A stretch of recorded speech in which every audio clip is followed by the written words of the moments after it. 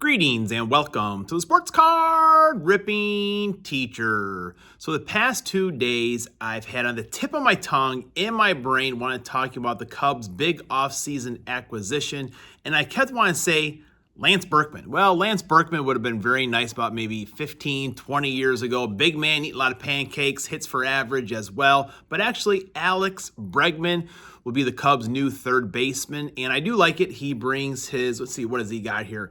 His 43.1 career WAR, 209 home runs, 272 batting average to Wrigley Field. Now, the downside of this is, what do you do with Matt Shaw? He really came on at the end of last year. Very impressive for a rookie. I know people are talking about trading Nico Hoerner, and I hope they don't do that. I think Nico was probably their best all-around player last year, winning a Gold Glove, batting close to 300 in the playoffs. He was the one guy that was consistently hitting, so I feel like there's still one more move that the Chicago Cubs will be making, but welcome to Chicago. Now, Matt LaFleur is still, who knows what's going on. Sounds like John Harbaugh will be signing with the New York Giants. And as far as like big pieces, that job does seem pretty good to me, where you have Dart, let's say healthy, Scadaboo stays healthy, Tracy, Malik Neighbors. I'm not sure about the rest of their roster. Don't take a deep dive into anyone else but the Green Bay Packers. So it's looking more and more likely the Packers will be bringing back Matt LaFleur, and I've talked about it before. They can't be cheap on the coordinators. I feel like, as far as people talk about LaFleur being a good play caller, I beg to differ there, especially second half of games. I don't think he makes those adjustments. I want someone that knows they're doing on offense, also someone that knows they're doing on defense, possibly McDaniels and Raheem Morris coming to Green Bay. Who knows? All right, class is in session. Today is Thursday, January 15th, 2025. Today goes out to Myles Garrett. That's right, the single-season sack leader. Is a seven-time All-Pro, seven-time Pro Bowler, five-time All-Pro. This year he had 23 sacks, and for his 9-year career, 125 and a half sacks. Now, part of that is in 17 games. Other guys who have had the record before, they did theirs in 16 games, which would be Michael Strahan, 22 and a half sacks. On that day, we all know that Keith Tractor Trailer returned that. Did he get the touchdown? I forget if he ran out of gas, but I love showing that clip to the students. They love seeing that one as well. TJ Watt also had 22 and a half. Mark Gastineau, he had 22, as did Jared Allen. I always feel like, in our math lessons, I go through these same stats with the students. I love talking numbers. When they added the season, the record book should have been closed. You're the all-time for this 16 games, and start a new one. Probably takes a little bit more work for the stat takers and the official keepers of all of those things, but so be it. We all have work to do.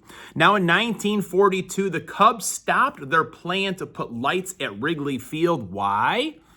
World War II.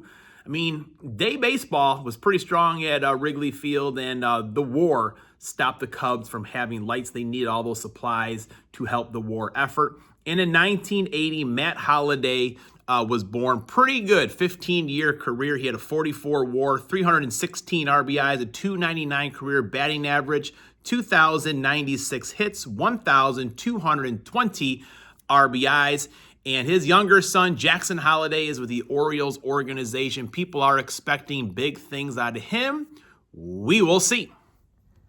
All right, we're back. So the last couple of days, I was opening my rack from Flip over at Card Read Stocks. And one of the cards I got yesterday was out of the archives. And look at that beautiful Pete Crow Armstrong. I was kind of looking at the cards a little bit yesterday. And I love the back of this card. All those stats, minor league stats. Talk about his mom being in Little Big League. I love looking at the back of baseball cards, especially when they have all kinds of information like that right there. All right, so today is the prediction show. I did okay last week. Did fairly well with my predictions. The championship games are still intact for the most part, but with the reseeding, things are all kind of out of whack over there. So we got to start over. So this week, as far as Bills in Denver, I am going with the Denver Broncos to win. I think Sean Payton's going to do it. But do look for a late Bills comeback. I know Josh Allen is banged up, but he'll give it his all at the end of that game, that's for sure.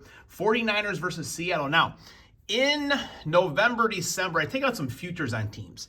and 49ers was one of them. It's like plus 20,000 something, or sorry, 2,000 something like that. But I'm actually going with the Seahawks in this game. The 49ers do have a lot of injuries, but I do think they could pull off that upset, that's for sure. Now, Patriots and Houston. I have a future on both of these teams. Got them both pretty early and good numbers. So we're going to kick back and watch it. I think the Patriots are going to pull this one out, to be honest with you. And then the Rams versus Chicago. Now, with my buddies, I said the other day, you know what? As crazy as this year sounds, the Bears to win the Super Bowl 2,200 to 1, you might as well do it. But after hearing their coach and the way he acted, I'm going with Devontae Adams and the Rams to win at Soldier Field this weekend. Now, as far as the cards, here is what we have from last week. Bills versus Denver. Bills have one more card, so Bills are favored going into the playoffs weekend here, folks. San Francisco and Seattle. Right now, Seattle is putting it to him. They're doubling up. Houston and Patriots is a true pick'em. And Rams versus Bears is close, but the Rams are a one-card favorite. Now, so far this week, we've got here Kyren Williams, Courtland Sutton, Brandon Ayuk, Will Anderson Jr., Jordan Watkins, the Elite Series, Nick Bosa, Rich Upchurch, and Leonard Williams will be added to those stacks. But we've got some more cards here today. Just going to do the 10. I almost brought 2 of these in, but I think I have 2 more left. So that'll be 1 for the championship weekend and 1 for the Super Bowl. Yep, they had to put another little wrapper on there with all the information. Our ornament is Patrick Mahomes. Shout out to Wildcat. Hopefully he is doing well. We'll put that one up there for him. All right, we got a Green Bay Packer, Tucker Kraft. Do it for Tucker Kraft to come back with a vengeance. Not sure, it's kind of crazy where your best offensive weapon, best defensive weapon are out. And I don't think Micah Parsons will start the year playing football, probably maybe a month or so. I'm not sure about Tucker Kraft either. Want to have those guys healthy, but a lot of questions in Green Bay. But Tucker Kraft, one of my favorite. Jared Verse, last year's Defensive Player of the Year, so that'll be added to the Rams total right there. Armstead, Jaguars almost won that game. I got a few cards. I think I got a rainbow started of this cat right here, Mr. 95 Cents Collectorholic. Your Jets. Savion Williams for the Green Bay Packers. That is a nice candy cane card right there. Again, he had injuries, but also when he was not injured, was not playing very much. A little Chris Jones action for the Chiefs. Abdul Carter, that's a variation. And then as I was talking about the Giants earlier today, they got this cat right there on the variation. Geno Stone. And, got 2 cards there. Kind of sticking together a little bit. Jaylen Warren. And that's not quite ball security, if you ask me there, folks. I don't know. And Puka Nacua. With those Bears, you got to watch out. They love doing that peanut punch. So if you want to hang on to that football, pal, you better be holding on to it. Now, some of the students are asking me around here, are you a Bears fan now? You Bears fans now? I don't root for any other teams. I'll watch the games. I may say who I think is going to win, but I'm not going to be one of those, I'll just root for the other team. I didn't root for the Brewers. I didn't root against the Brewers either. So same thing for you Bear fans. I'm not rooting for you, nor am I rooting against you. I just pity the fool. Class is dismissed.